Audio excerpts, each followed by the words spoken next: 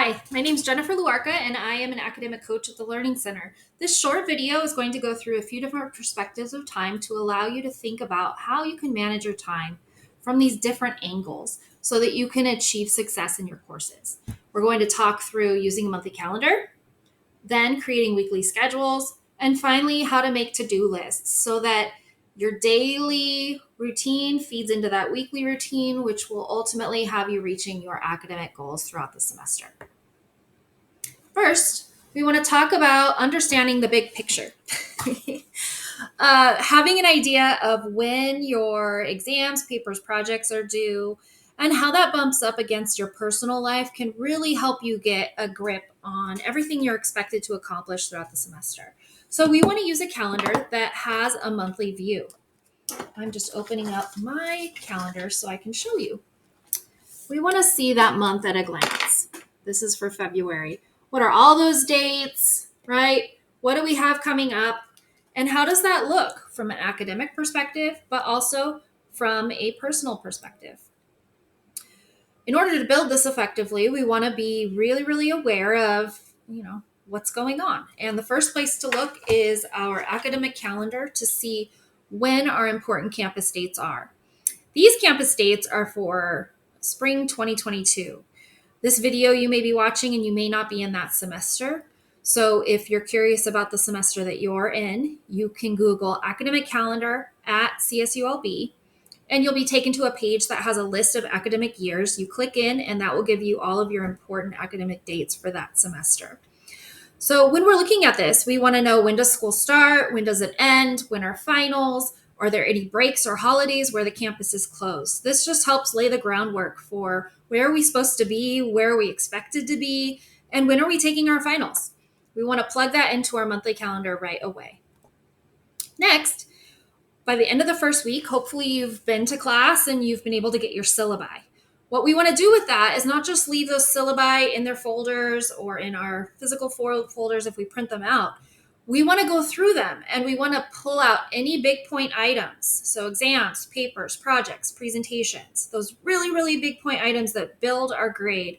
We want to pull those out and situate them within our calendar.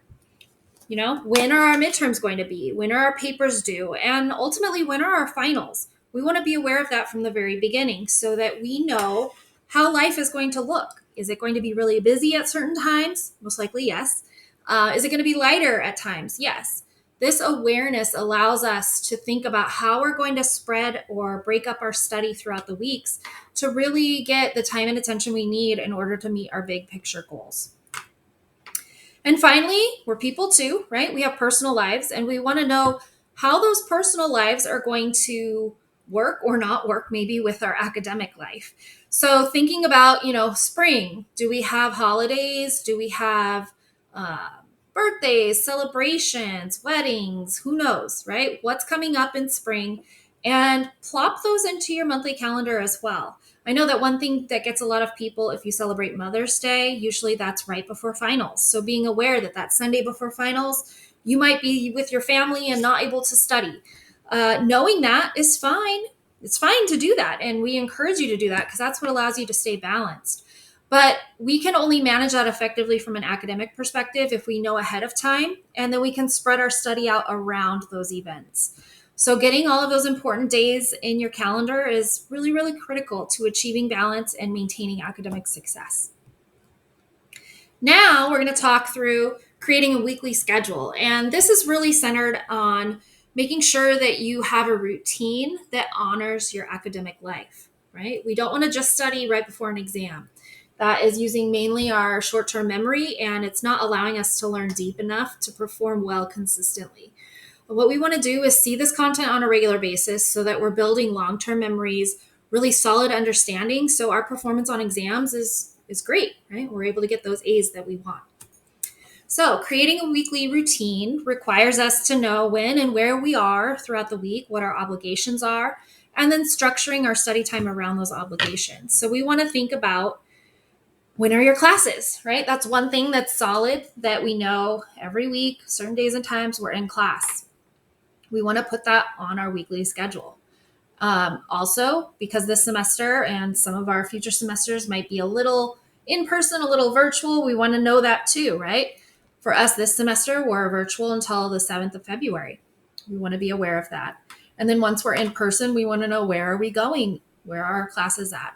Similarly, we want to go through our personal life with this as well and create that schedule. So, do we use the gym on a regular basis? We should definitely do that if that's something that feeds us.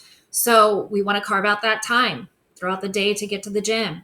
If you have other things that you need to take care of, family obligations, pets to take care of, personal items that you need to fit into your day, make sure that you put that into your weekly schedule. We essentially want to build out a routine with all of our obligations first. And then we want to look at, with the time we have left over, when can we put study time? We want to shoot for studying a couple of different sessions a week per class. And working within 2-hour increments seems to work really well for most students. So if we could say, all right, for history, I want to study 4 hours a week.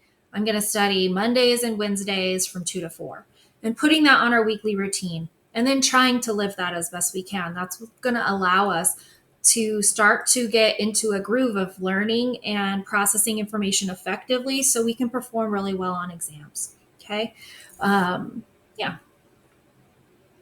And then finally, this last little guy, right? Making to-do lists. This is really, really important too, because our weekly routine won't work if we don't plan our days.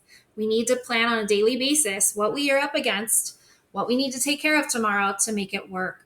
So I always recommend to students, the end of your day, sit down for a second, look at what you have coming up tomorrow on your weekly schedule.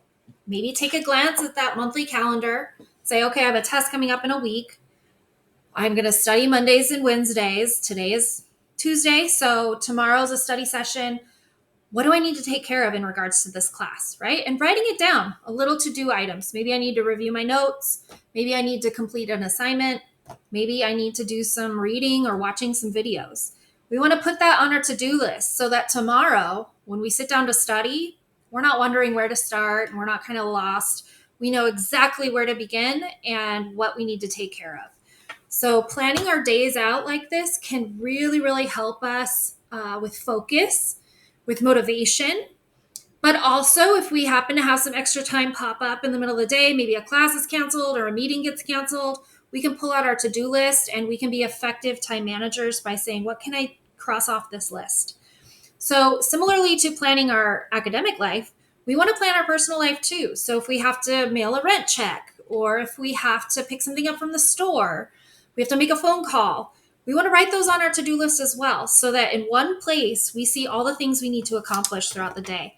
I use I like aesthetics. So I, make an effort to find cute pads of paper, but you'll see I build this out, to-do lists, and then these are just notes throughout the day. There is a time, if you can see, listed by time there, so that I can really say, okay, this is definitely happening at this time. I have these things to take care of. When can I fit that in my day, right? So that's our quick and dirty time management. Hopefully you're able to use some of these tips. These are great strategies and not too time consuming in and of themselves. So making sure that you have that monthly calendar taken care of, ideally after that first week of the semester. Then looking at creating those weekly schedules. What does your routine look like? And then finally, making those to-do lists can help you stay on top of coursework, can help you pivot if you need to, and can help you manage things that are coming up in the semester. If you want to meet with one of our peer coaches to carve out one of these, our coaches can help you build out that monthly calendar, that weekly, or that daily to-do. You can schedule with our coaches through Beach Connect, and they're available and ready to help you really personalize your time management approach and make sure that you're being as effective as you possibly can. Thank you. Good luck.